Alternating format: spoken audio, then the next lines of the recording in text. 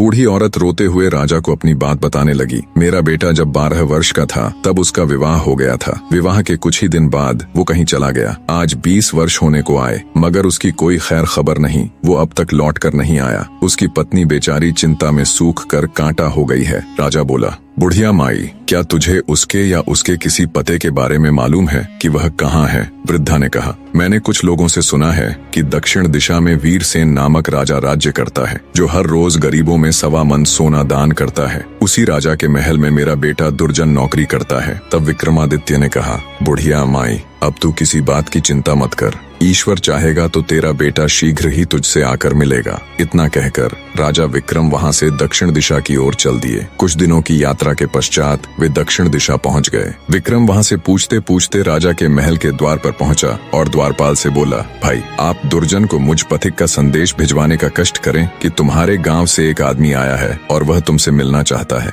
द्वारपाल ने भीतर जाकर दुर्जन को विक्रम का संदेश दे दिया, जिसे सुनकर वह द्वार पर आया और विक्रम को अपने गांव का निवासी समझकर उसे अपने डेरे पर ले गया। विक्रमादित्य ने कहा, भाई, तुमको ऐसा नहीं करना चाहिए था। जब से तुम आए हो तब से घर की सूरत तक नहीं देखी। तुम्हारे घर तुम्हारी माता और पत्नी रो रो कर दिन बिताती हैं। तुम्हारे लिए उचित यही है कि जैसे भी बने शीघ्र ही उनकी सुध लो। दुर्जन बोला, भाई, मैं क्या करूं? विवश हूं। न तो महाराज मुझे छुट्टी देते हैं, न इस्तीफा लेते हैं। फिर भला मैं किस प्रकार जा सकता हूं? विक्रम बोला, इसकी तुम चिंता न करो, तुम्हारे बदले में मैं नौकरी कर लूंगा। अब दुर्जन ने राजा से कहा, महाराज, मेरा भाई गांव से आया है। वह मेरे बदले आपके यहाँ नौकरी करेगा। आप कृपा कर मुझे कुछ दिनों के लिए छुट्टी दे दें, क्योंकि मेरी माँ व पत्नी मेरे लिए बहुत व्याकुल हैं। राजा वीरसेन बोला, अच्छा, अपने भाई को नौकरी पर छोड़कर तुम 1 महीने के लिए अपने घर हो आओ। यह सुनकर दुर्जन ने विक्रम को नौकरी पर छोड़ा और स्वयं राजा से विदा लेकर अपने घर को चल दिया और विक्रम उसके बदले नौकरी करने लगा। खुद एक राजा होते हुए भी बड़े हृदय वाले राजा विक्रमादित्य दूसरों के दुख दूर करने के लिए राजा वीरसेन के यहाँ नौकरी करने लगे। राजा वीरसेन का नियम था कि हर रोज वो आधी रात को शहर से बाहर एक देवी के मंदिर में जाता। देवी उसे पकड़कर तेल के खौलते कड़ाह में डाल देती। जब राजा उसमें भुन जाता तब वह उसे निकाल कर खा जाती। तत्पश्चात उसकी हड्डियों को इकट्ठा करती, फिर उन पर अमृत छिड़क देती। इस प्रकार राजा पुनः जीवित हो जाता। बाद में देवी अक्षय झांझर हिलाकर 1.25 मन सोना राजा को देती, जिसे लेकर राजा वीरसेन चुपचाप महल लौट आता और प्रातःकाल वही सोना ब्राह्मणों को दान कर देता। एक दिन राजा विक्रम ने अपने मन में विचार किया कि राजा के पास इतना सोना कहाँ से आता है और हर रोज आधी रात को वो कहाँ जाता है। इसका भेद अवश्य जानना चाहिए। दूसरे दिन आधी रात के समय जब वीरसेन ने देवी के मंदिर के लिए प्रस्थान किया तो राजा विक्रम भी उसके पीछे पीछे चल पड़ा। मंदिर में एक तरफ छिपकर उसने सारा हाल देखा तो दंग रह गया। बने रहे।